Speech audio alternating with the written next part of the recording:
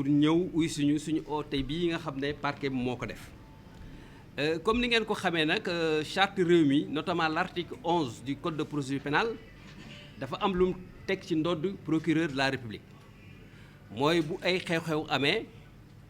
yoon dax ko def charge def ko obligation mu taxaw wax ak réew mi wax lan moo xew wax li xew aussi lan la wundu li xew lan la wundu wax aussi yan taxawaay la justice war a fas yéene taxaw ci mbir mi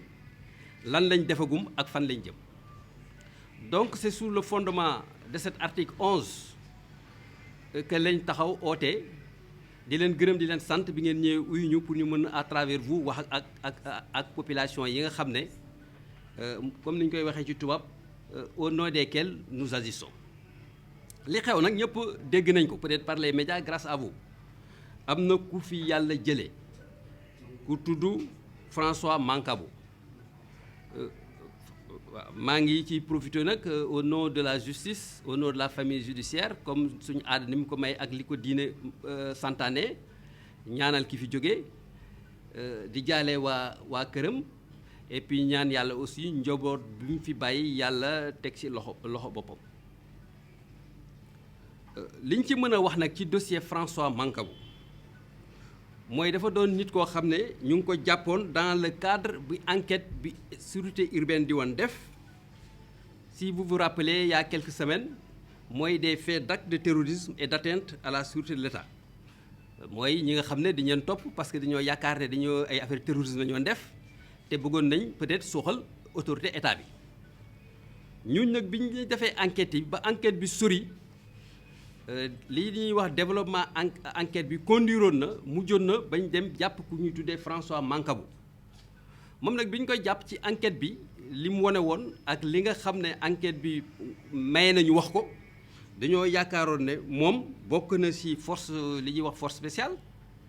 et que étant un ancien je pense de l'armée aussi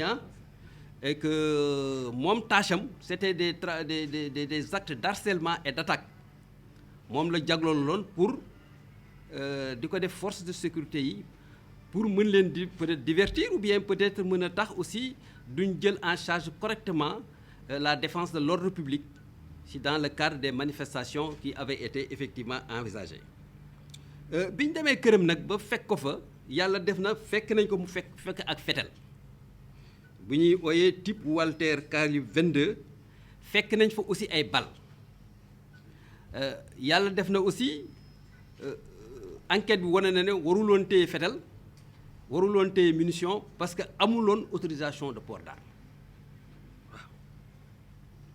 loolu moo taxoon après bi ñu ko ñëwee jàpp ko continuer enquête bi ci moom nag yàlla def na aussi ci li enquête li feeñ ci enquête bi bi ñu demee di enquête ñoom ak 11 ils étaient 12 ñi ci des yàlla def na bi ñu leen di enquête gardé woon nañ li ñuy wax sérénité daloon nañ daloon nañ calme ba benn incident defu ci ba yàlla def na aujourd'hui bi enquête bi paree indi nañ leen tribunal jébbal leen juge pour mu xool li ñu leen di toppee ndax am na et bu amee aussi est-ce que ils sont impliqués parce que y a deux aspects mooy la matérialité des faits et le degré et l'implication aussi des personnes qui ont été conduites donc ñu ngi ci juge deuxième cabinet mais yàlla def na nag François moom kenn mosu ko indi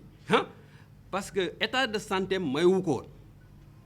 loolu moo tax bi ñu ko jëlee foofu rek dañu ko jël mujj yóbbu hôpital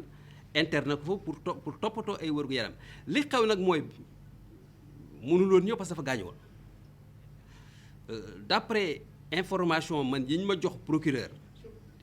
te PV bi te enquêteurs yi wax ma ko que moom on ne sait pas pour quelle raison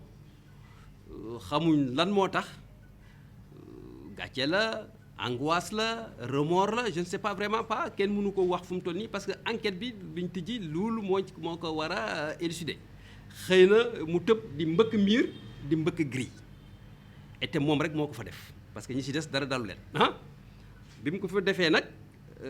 gaañu na gaañu boo xam ne yoon mayetu loon ak état de santé mayetu ko en réalité ñu defere woon ko maa ngi bëgg a wax nag ne enquêteurs yi yor nañ ay caméra vidéo yoo xam ne incident bi yi ci am yu ci bëri mën nañ ko documenter par des vidéos et des caméras de 13 minutes yoo xam ne wax naa leen ñu indi ko ñu dugal ko ci enquête bi nga xam ne jox naa ko waa division des investigations criminelles enquête boo xam ne sama autorité directe lañ koy defee déjà que c'est un service très compétent qui nous a donné beaucoup de satisfaction dans le cadre de situations pareilles